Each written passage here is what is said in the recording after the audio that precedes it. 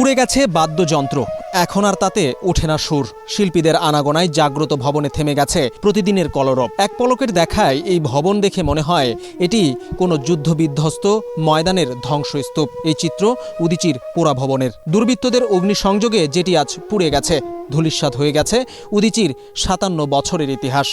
এই ঘরটি দেখে যে কোনো সংবেদনশীল মানুষেরই আত্মা কেঁপে উঠবে। আর যারা আমরা এখানে প্রতিনিয়ত এসেছি, আমরা এই সংগঠন পরিচালনা করেছি, আমরা এখানে গান করেছি, এখানে নাটক করেছি, এখানে কবিতার আবৃত্তি করেছি, অন্যান্য নৃত্য থেকে শুরু করে ছবি আঁকা অনেক কিছু এখানে হয়েছে। পদ্মা সেতু, মেট্রো রেল এবং এলিভেটেড এক্সপ্রেসওয়ে নির্মাণের গর্বিত অংশীদার বসুন্ধরা সিমেন্ট।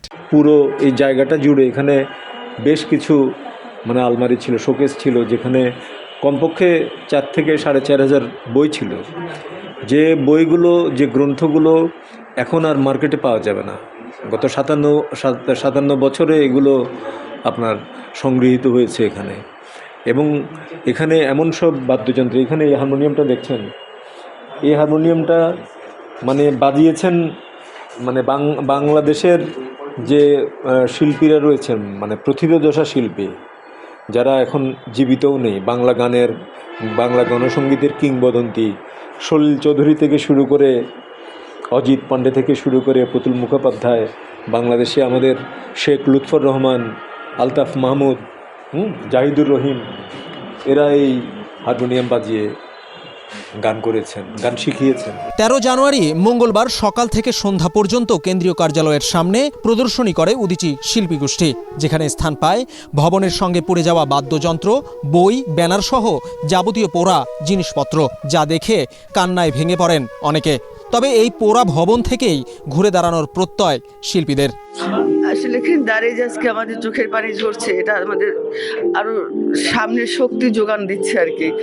আমরা তো উদীচী কখনো হারি না, আমাদের চোখের পানি আসলে আমাদের সামনে শক্তি আরো ব্যয়বহুলভাবে যোগান দিচ্ছে। আমাদের কষ্ট তো আসলে বুকের ভিতরেও তো আমাদেরকে এই সবকিছু জ্বালায়নি, আমাদের এই স্বপ্ন জ্বালায়নি, ঠিক আছে? স্বপ্নকে কখনো জ্বালাইতে পারবে না। আমাদের স্বপ্ন আরো বহু দ্বিগুণ, হাজার গুণ বেড়ে যাচ্ছে। গত বছরের 19 ডিসেম্বর দুর্বৃত্তরা অগ্নিসংযোগ করে উদীচী ভবনে। এরপর থেকেই ধ্বংসস্তূপে পরিণত হয় এই ভবন। এরপর থেকেই এর বিরুদ্ধে প্রতিবাদ করে উদীচীর শিল্পীরা। অন্তর্বর্তী সরকারকেও দোষেন তারা।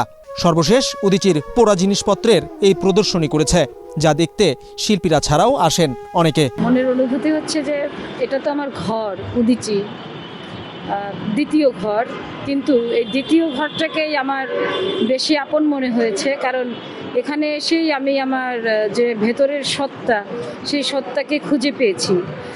আর এই যে ধ্বংসস্তূপ, এই ধ্বংসস্তূপ আসলে দেশকে জানানো যে উদীচী তো কারো ক্ষতি করে না, উদীচী সবসময় অন্যায়ের বিরুদ্ধেই লড়ে যায়।